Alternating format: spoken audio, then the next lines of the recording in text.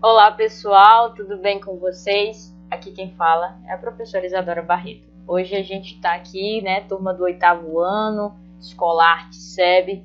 Meus queridos, hoje caderno 2, módulo 6, tá? Que tem como título aqui, ó, Espaço e Vida. Será que tem alguma coisa a ver, pessoal? O espaço onde vocês convivem, os locais onde vocês andam, com a identidade de vocês, com quem vocês são? Por exemplo, vocês são estudantes. É comum que vocês, enquanto estudantes, exceto nesse período de pandemia, tirando essa situação de pandemia, vocês, enquanto estudantes, visitem o espaço da escola, frequentem o espaço da escola. Isso faz de vocês também a identidade, faz da identidade de vocês enquanto estudante. E aí a minha pergunta é a seguinte: será que tem uma relação os espaços onde a gente convive com aquilo que nós somos? O que você acha? Por exemplo, você tem uma vida mais saudável? Você anda mais em locais de prática de exercícios físicos ou não? Você é mais sedentário, então você que fica mais ali condicionado a espaços de sedentarismo. Percebeu aí que tem uma relação com aquilo que você vive e aquilo onde e também o local onde você frequenta? Percebeu que há uma ligação? Pois é, essa é a proposta do módulo 6, caderno 2 de filosofia, turma do 8º ano. Tá bom? Espaço e vida, e essa relação entre o espaço onde a gente convive e a nossa vida. Claro que, pessoal, o nosso caderno de filosofia é um caderno semestral. Estou tentando te lembrar aqui para você aí não se confundir. Nós temos apenas 2 livros por ano, ou seja, caderno 1 e caderno 2. A gente já está no segundo semestre, então caderno 2, logicamente. Módulo 6, que inclusive é o segundo módulo desse caderno 2, tá bom? Então me acompanha aqui, Espaço e Vida. A gente pode perceber através da página 20, que é para você abrir aí no seu caderno, no seu livro. Existe aqui uma imagem. Nessa imagem ela mostra uma cidade com ruas, com prédios, construções nesse espaço físico, e tem o seguinte texto, eu queria que você lesse comigo, pode ser? Diz o seguinte: as cidades que se desenvolvem sem planejamento conforme estabelecimento da população e de suas demandas. Mas assim como arquitetos idealizam projetos que se transformam em edifícios, urbanistas e engenheiros planejam modificações nas cidades e, em alguns casos, as concebem do zero. Você consegue ver na fotografia ao lado caminhos em terra traçados no gramado? O que eles representam? Olha só, pessoal, se a gente observar aqui essa imagem, na página 20 aí do livro de vocês, vocês vão observar que tem as estradas, os asfaltos aqui, as ruas, as avenidas, que tem veículos passando nessas avenidas. Essas avenidas continuam entre os prédios, enfim, local de trajeto. Porém, existem várias linhas em cima da grama, O que isso significa? O que a gente pode observar disso? Primeira coisa, que o ser humano, ele tem uma coisa chamada liberdade. Deixa eu ver se dá para ficar aqui e você vai entender. Ó, liberdade, tá? Liberdade. A canetinha tá um pouco travando aqui, mas enfim, dá para você entender aí, Escrevi a palavra liberdade aqui para você. Significa que o ser humano, ele tem liberdade. Essa liberdade, pessoal, nos permite o quê? Escolher aquilo que a gente quer seguir.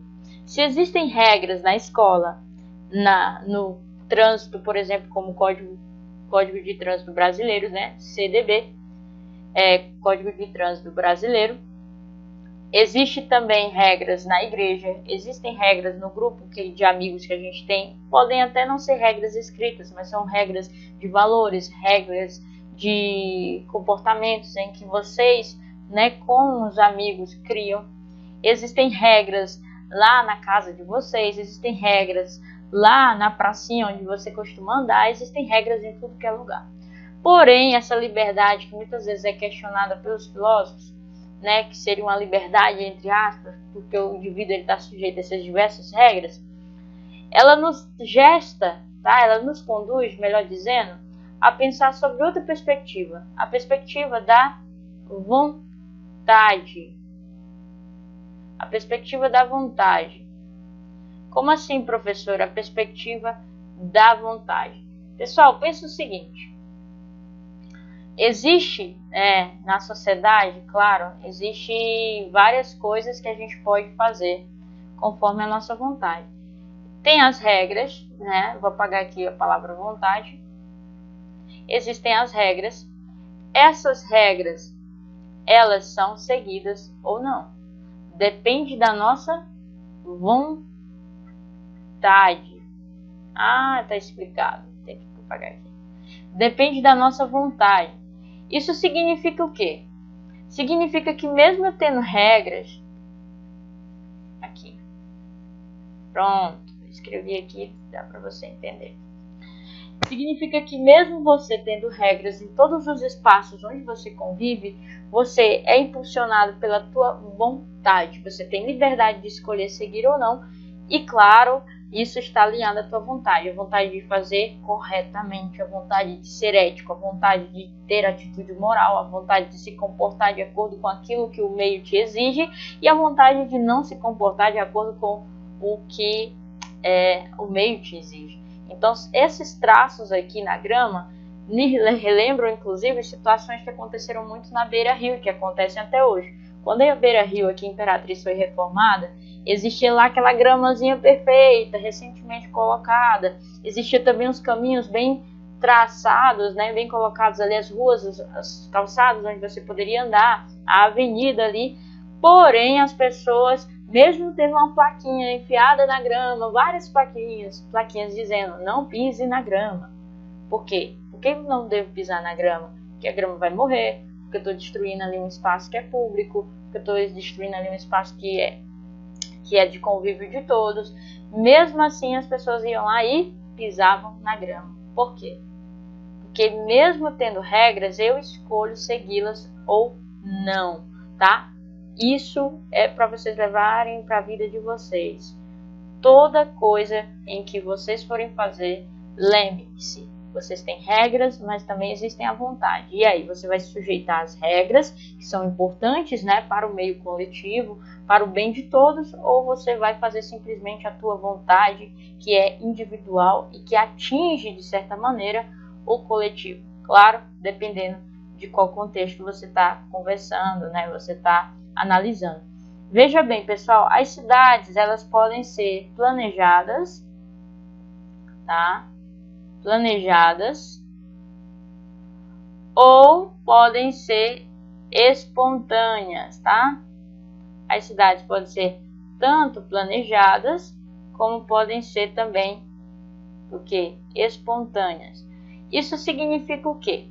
Que há uma diferença nítida, né? Inclusive, eu vou colocar aqui para vocês embaixo para ficar melhor de visualizar, tá? Essas cidades, ela pode ser planejada ou pode ser espontânea. Aí temos aqui, ó, no texto da página 21, exatamente isso, né? Exatamente essa situação.